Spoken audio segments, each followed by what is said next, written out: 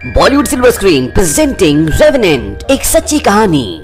ये कहानी शुरू होती है सन 1823 से, जहां पर ये दिखाते हैं कि एक बहुत घने जंगल में 45 लोग हैं और ये सारे के सारे जानवरों का शिकार करके उनकी खालों को बेचकर उसका व्यापार करते हैं। और इसी समूह में एक आदमी होता है ह्यू ग्लास और उसका बेटा हॉक। ये सारे के सारे जब जंगल में होते हैं तो इनके ऊपर एक आदिवासी कबीला हमला कर देता है और इनके बहुत सारे लोगों को मार देता है।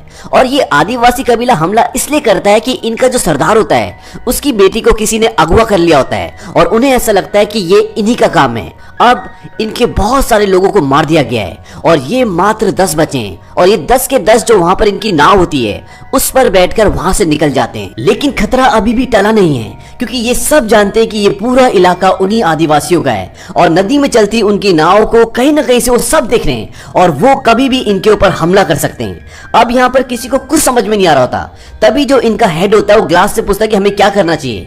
ग्लास बोलता है कि हमें इस नाव को छोड़ के जमीन के रास्ते चलना चाहिए। लेकिन ग्लास की इस बात से इन्हीं के ग्रुप का एक आदमी इत्तेफाक नहीं रखता। वो बोलता है कि अगर हम जमीन से जाएंगे तो वो लोग हमें जल्दी मार देंगे और जमीन का रास्ता बहुत लंबा है, हमें घर पहुंचने में कई हफ्ते लग जाएंगे। लेकिन यहाँ का जो कैप्टन होता है वो बोलता है कि इस इलाके को, इस टेरिटरी को ग्लास बहुत अच्छे से जानता है और अब उसकी जिम्मेदारी है कि हमें वो घर सुरक्षित पहुंचाए। और वो ये तय करते हैं कि अब हम जमीन के रास्ते जाएंगे और वो सारे अपनी नाव से उतर जाते हैं और नाव को पानी में खुला छोड़ देते हैं ताकि आदिवासियों को वो नाव बहुत आगे मिले और तब तक वो उनकी नजरों से काफी दूर चले जाएं। उतरने के बाद ये अपनी सारी की सारी खालें पत्थरों के नीचे छुपा देते हैं ताकि भविष्य में कभी ये दोबारा इस जगह पर आए तो इनकी खालें इन्हें मिल जाएं। और अब ये सारे के सारे जंगल के रास्ते चलना शुरू करते हैं। और यहाँ की एक और बहुत बड़ी समस्या ये होती है कि यहाँ की ठंड बहुत खतरनाक होती है और ठंड का मौसम आने वाला है। इनका रास्ता कई हफ्तों का है और इन्हें उस ठंड का सामना करना पड़ेगा। लेकिन इनके पास अब और कोई चारा नहीं है, इसीलिए सब उस ठंड का मुकाबला करने के लिए तैयार हैं। और अब ये सारे के सारे उस घने जंगल के रास्ते चलना शुरू करते हैं। रात होती है और ये सब जंगल में सो जाते हैं और अगली सुबह ये दिखाते हैं कि इनकी नाव छोड़ने का जो फैसला था वो बिल्कुल सही था, क्योंकि आदिवासी इनकी नाव तक पहुंच जाते हैं और आदिवासी देखते हैं कि नाव में कोई भी नहीं है। वो समझ जाते हैं कि ये पैदल जंगल के रास्ते घर जाने की कोशिश कर रहे हैं। तभी उन्हीं आदिवासियों में से एक आदिवासी बोलता है कि उनके पैरों के निशान हमें उत्तर की तरफ जाते हुए मिले हैं और ये सारे आदिवासी ये फैसला करते हैं कि ये सब उनके पीछे उत्तर की तरफ जाएंगे। अब आदिवासी इनके पीछे जो मारना चाहते हैं और ये लगातार उत्तर की तरफ बढ़ते चले जाते हैं। पूरा दिन पैदल चलने के बाद रात को ये एक जगह अपना डेरा जमा लेते हैं। सुबह सबसे पहले ग्लास उठ जाता है, वो अपनी बंदूक उठाता है और जंगल में टहलने के लिए चला जाता है। तभी उसे ऐसा लगता है कि उसके आसपास कोई है और ग्लास एकदम सतर्क हो जाता है और उसे सामने भालू के कुछ बच्चे नजर आते हैं। इससे पहले कि ग्लास वहां से निकल पाता, भालू उस पर हमला कर देता है। ग्लास की बंदूक गिर जाती है और भालू उसे बुरी तरह से जख्मी कर देता है। ग्लास बुरी तरह जख्मी हो चुका है। भालू उससे थोड़ा सा दूर जाता है और ग्लास बड़ी मुश्किल से अपनी बंदूक उठा लेता है। लेकिन भालू एक बार फिर ग्लास पे हमला करता है, लेकिन इस बार हमला करने से पहले ग्लास भालू के गोली मार देता है। लेकिन वो एक भालू है, बहुत शक्तिशाली है, इसलिए उसे उस गोली का ज्यादा असर नहीं होता और अब वो ग्लास को लगभग अधमरा कर देता है और एक बार फिर वो उससे दूर चला जाता है।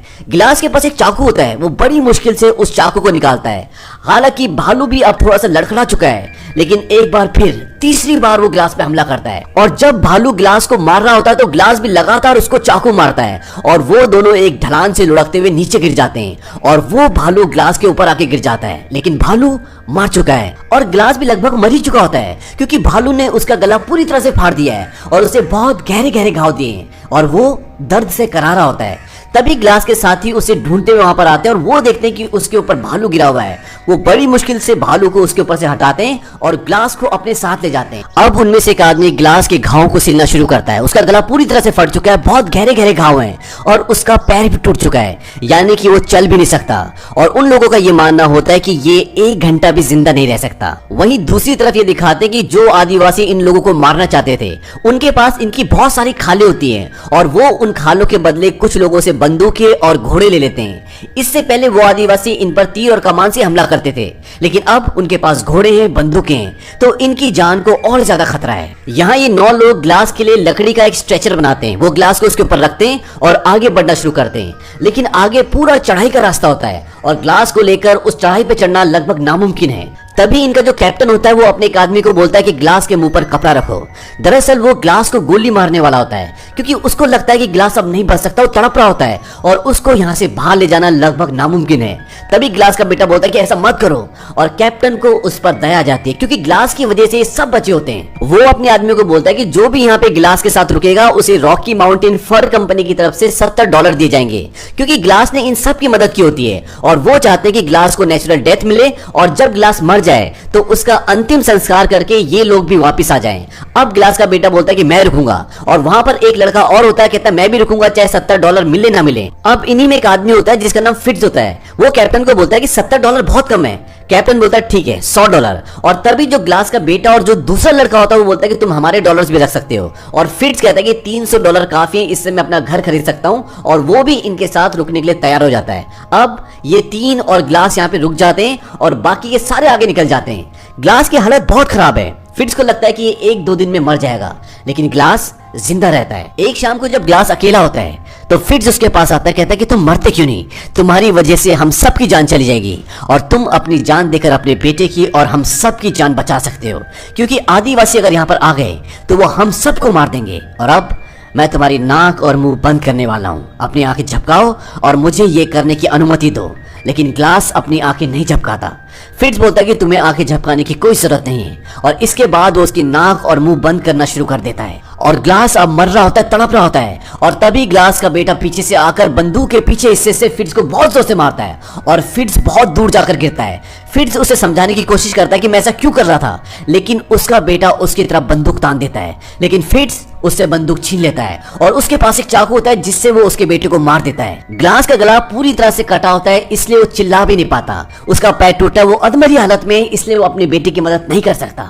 वो सिर्फ अपने बेटे को मारता हुआ देखता है, और फिट्ज उसके बेटे को उठाकर एक ढलान के पीछे छुपा देता है, ताकि जब वो तीसरा लड़का वहां पर आए तो उसे ना देख पाए। और जब वो लड़का वहां पर आता है तो ग्लास उसे नहीं बता पाता कि इसने मेरे बेटे को मारा है, क्योंकि उसके मुंह से आवाज नहीं निकल सकती।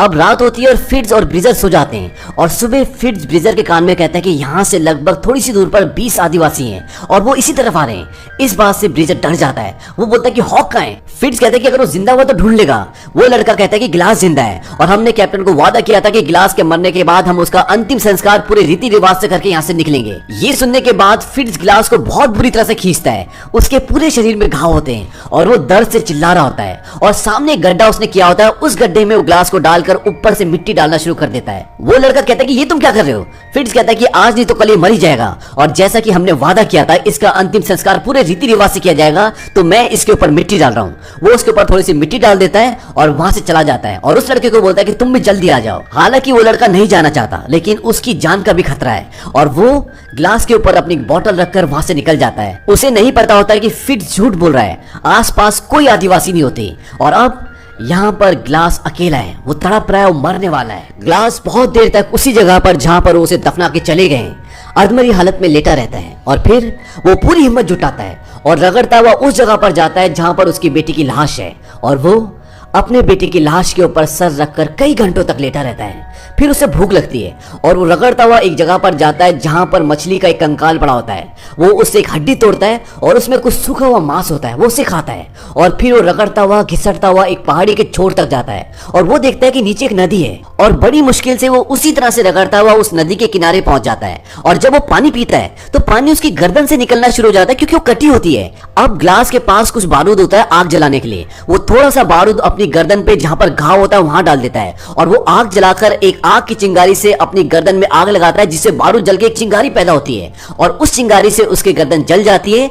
और वो ऐसा इसलिए करता है ताकि जलने से जो उसका घाव फटा हुआ है वो चिपक जाए, और जैसे ही उसमें आग लगती है उसे बहुत दर्द होता है और ग्लास बेहोश हो जाता है। इसके बाद ग्लास कई दिनों तक उसी नदी के किनारे रहता है। वो पानी पीकर घास खाकर अपने आप को जिंदा रखता है, और एक दिन वो आदिवासी उसी नदी के किनारे आ जाते हैं, और इससे पहले कि वो ग्लास को मार पाते, ग्लास नदी में कूद जाता है और तैरता हुआ बहता हुआ एक दूसरे किनारे से निकलता है। और अब ग्लास इसी नदी के किनारे कुछ दिन तक रहता है। उसे काफी दिन हो चुके हैं, तो उसके घाव भी भर चुके हैं, और वो लकड़ी के सहारे थोड़ा थोड़ा चल भी सकता है। हालांकि नदी के किनारे होने के कारण उसके लिए पानी की कोई कमी नहीं है, लेकिन खाना अभी भी उसको भरपेट नहीं मिल पाता। कभी कभी वो एक आदमी मछली पकड़ लेता है, जिससे वो सिर्फ अपने आप को जिंदा रख सकता है। अब एक रात को जब वो सो रहा होता है तभी उसको आग की कुछ लपटें दिखती हैं और जब वो उस तरफ जाता है तो वहां पर एक आदमी ने बहुत बड़ा शिकार किया होता है और वो उसे खा रहा होता है। और जैसे वो ग्लास को देखता है वो अपना तीर और कमान उसकी तरफ तान देता है और उसे मारने वाला होता है कि ग्लास कहता है कि मुझे खाना चाहिए। हालांकि वो बोल तो नहीं पाता लेकिन इशारे से उसे समझाता है कि मुझे खाना चाहिए और मेरी जो ये हालत है एक जंगली भालू ने की है और मेरे लोगों ने मुझे यहाँ मरने के लिए छोड़ दिया और उन्होंने मेरे बेटे को भी मार दिया। और ये जो आदमी होता है इसके पूरे परिवार को, इसके पूरे गांव को भी लोगों ने जला दिया होता है, मार दिया होता है। वो उसे खाना देता है और कहता है कि तुम मेरे साथ ट्रैवल कर सकते हो। और इसके बाद वो दोनों आगे का सफर तय करते हैं और इस आदमी के पास एक घोड़ा भी होता है इसलिए इनका सफर आसान हो जाता है। वहीं दूसरी ओर फिट्ज और वो लड़का जो यहाँ पर ग्लास को मरने के लिए छोड़ गए थे, जब वो रास्ते में जा रहे होते हैं तो उस लड़के को फिट्ज की बातों से ये पता चल जाता है कि वहां पर कोई भी आदिवासी नहीं था और फिट्ज ने ये झूठ बोला था ताकि वो अपनी जान बचा सके।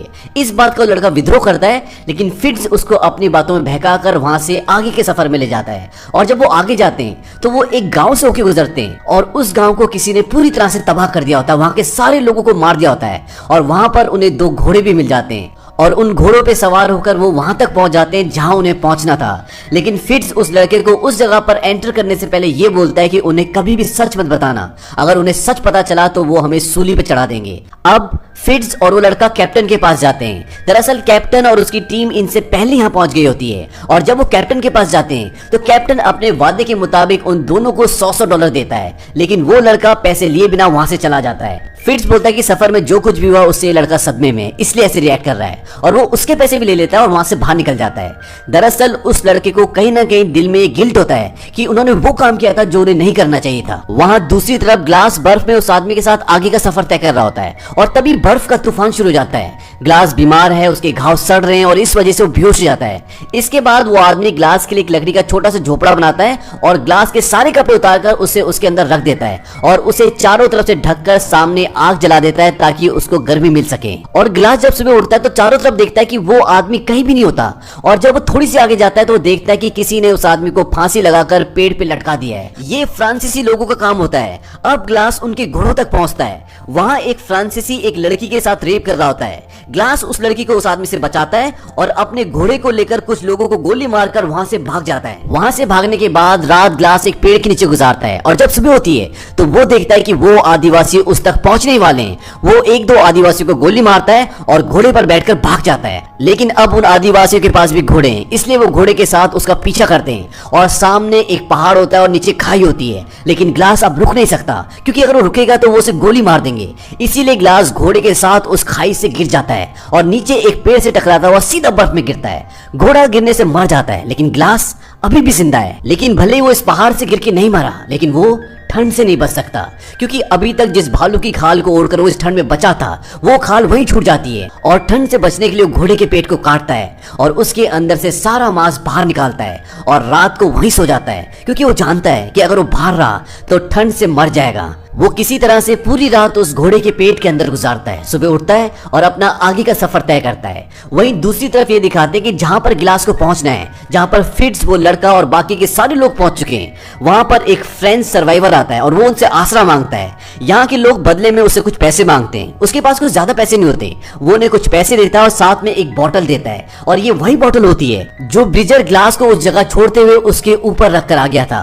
और ब्रिजर को ये लगता है कि ग्लास तो शायद मर चुका है लेकिन उसका बेटा हॉक जरूर जिंदा है और उसे लगता है कि हॉक की बोतल है। वो उस आदमी से बोलते हैं कि ये तुम्हें कहां मिली। वो कहता है कि यहाँ से 30 मील दूर किसी आदमी की गिर गई थी, मैंने उठा ली। और अब ब्रिजर और कुछ लोग वहां पर हॉक को यानी कि ग्लास के बेटे को ढूंढने जाते हैं क्योंकि ब्रिजर को नहीं पता होता कि उसे फिट्ज ने मार दिया है। लेकिन फिट्ज समझ जाता है कि हो ना हो अभी भी ग्लास जिंदा है। और अब कप्तान, ब्रिजर और कुछ लोग उस जगह पर जाते हैं जहां पर ये बोतल मिली थी और जब वो उस जगह पहुंचते हैं तो वहां पर उन्हें ग्लास मिलता है और ग्लास को देखे कप्तान एकदम शॉक्ड हो जाता है क्योंकि ब्रिजर ने और फिट्ज ने ये बोला था कि ग्लास मर चुका है। और ग्लास को देखते ही कप्तान बोलता है कि ब्रिजर को अरेस्ट कर लो और वो गुस्से में कैंप में आता है और फिट्ज को ढूंढता है लेकिन फिट्ज वहां पर नहीं मिलता। और अब वो फिट्ज को चारों तरफ ढूंढता है लेकिन वो उसे कहीं नहीं मिलता।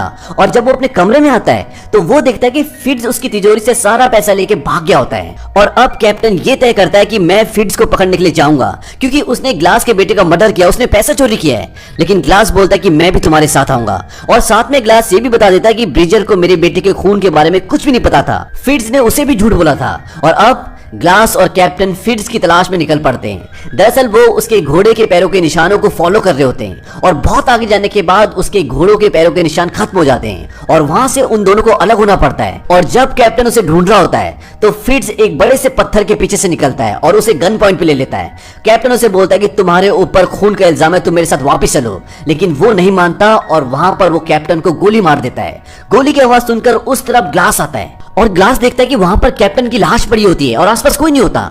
इसके बाद ग्लास लकड़ी की एक बहुत बड़ी टहनी तोड़ता है और उसे कैप्टन की पीठ पे लगा देता है ताकि उसकी पीठ सीधी हो जाए और उसे घोड़े पे बिठा देता है और खुद पीछे वाले घोड़े पर लाश की तरह लेट जाता है ताकि फिट्ज को यह लगे कि आगे ग्लास है और पीछे जो लेटा हुआ है जो लाश है वो कैप्टन की है। और होता भी ऐसी है। उन घोड़ों को देखकर फिट्ज को लगता है कि आगे जो है वो ग्लास है और पीछे जो लेटा हुआ है वो कैप्टन की लाश है और वो आगे वाले आदमी पे गोली चला देता है और गोली लगते वो गिर जाता है। फिट्ज को लगता है कि ग्लास भी अब मर चुका है और वो धीरे धीरे लाश की तरफ आता है और जब वो उस जगह तक पहुंचता है और लाश को पलटता है जिसे वो ग्लास समझ रहा होता है तो वो देखता है कि वो कैप्टन होता है। तभी ग्लास पीछे वाले घोड़े से उठकर उस पर गोलियां चलाता है और एक गोली फिट्ज के कंधे पे लग जाती है, लेकिन वो वहां से भागने में कामयाब हो जाता है और ग्लास उसका पीछा करता है और पीछा करते करते वो एक नदी के किनारे पहुंच जाता है जहां पर उन दोनों की बहुत लड़ाई होती है और वो दोनों ही जख्मी हो जाते हैं। और तभी ये दिखाते हैं कि नदी के उस पार वही आदिवासी आ जाते हैं जो इन लोगों को मारना चाहते हैं। और जब ग्लास फिट्ज को मारने वाला होता है कि तभी उसे उस आदमी की याद आती है जिसने उसे खाने के लिए मांस दिया था और जो उसे घोड़े पर बिठाकर अपने साथ ले गया था।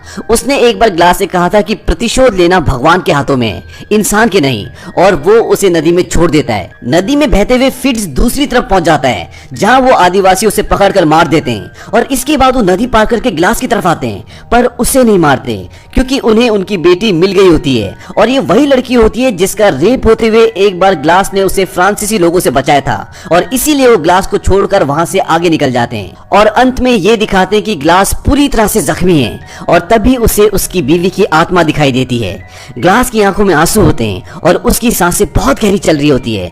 और इसी के साथ ये फिल्म, ये कहानी यहाँ पर खत्म हो जाती है।